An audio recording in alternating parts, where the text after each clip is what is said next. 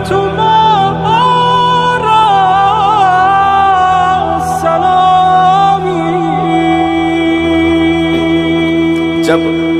ازدواج ہے امیر المومنین کا شہزادی کونین کے ساتھ، جس سے شجرہ طیبہ کو آگے بڑھنا ہے، یقین فرمائیے اس میں بھی اتنی گہرائیاں ہیں اور اتنی یونیک وحدانیت ہے کہ آدم سے لے کر کہنے دیجیے مجھے خاتم تک، خاتم سے لے کر قیامت تک کسی ازدواج میں اور کسی شجرہ طیبہ میں اور کسی خانوادے میں اس انداز سے اللہ سبحانہ و تعالیٰ نے رازوں کو چھپا کے نہیں رکھا، ایسے فضائل کو۔ مثلا کوئی ازدواج کائنات کا ایسا نہیں سوائے اس کے کہ جہاں اللہ نے مہر خود معین فرمایا ہو۔ ابھی میں گزارش کروں گا، یہ معمولی بات نہیں ہے۔ کوئی ازدواج ایسا نہیں جو سننے تشریف لائے ہیں اور فضائل پر بولنے تشریف لائے ہیں، کوئی ازدواج ایسا نہیں کائنات کا سوائے اس کے کہ جہاں لڑکے والا بھی اللہ ہو اور لڑکی والا بھی اللہ ہو۔ جی جی جی، اپنے حبیب کو طلب فرمایا۔ معراج 120 جو ہیں اس میں سے پہلی معراج تھی جب سیدہ عطا فرمائی، مدینے پہ جو پہلی معراج تھی یعنی جو دوسری معراج تھی اس میں سیدہ کو طلب فرمایا اپنے حبیب کو بلا کر۔ گویا یہ جملہ ہے تاریخ میں۔ اچھا، یہ جو باتیں عرض کر رہا ہوں یہ عرض کرنے لگا ہوں کتاب عوالم العلوم سے، جو محدث جلیل آغا بہرانی کی کتاب ہے، وہاں سے پڑھ رہا ہوں یہ بات، کہ جب اللہ نے بلایا تو بلا کر یہ کہا کہ اے حبیب میں چاہتا ہی ہوں کہ میرے ولی کا ازدواج آپ کی بیٹی سے ہو۔ گویا حضور کے دل میں خیال آیا کہ ہاں اب خدا خود جب بیٹے والا ہے، بھائی علی کو اپنے گھر میں بلایا ہے۔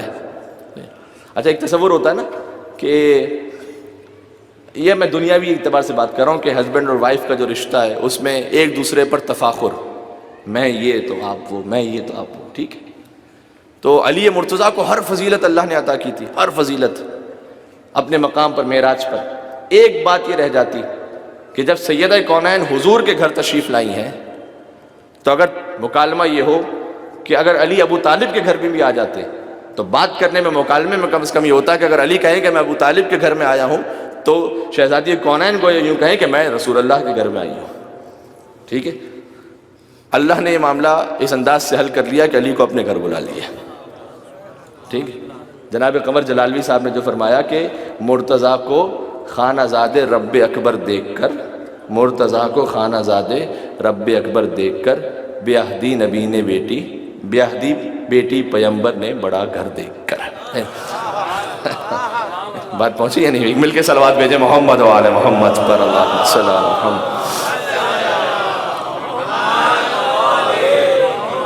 جی بس بیدار ہو جائے گا، مجھے خطبہ آج بھی خطبہ سنانا ہے مجھے۔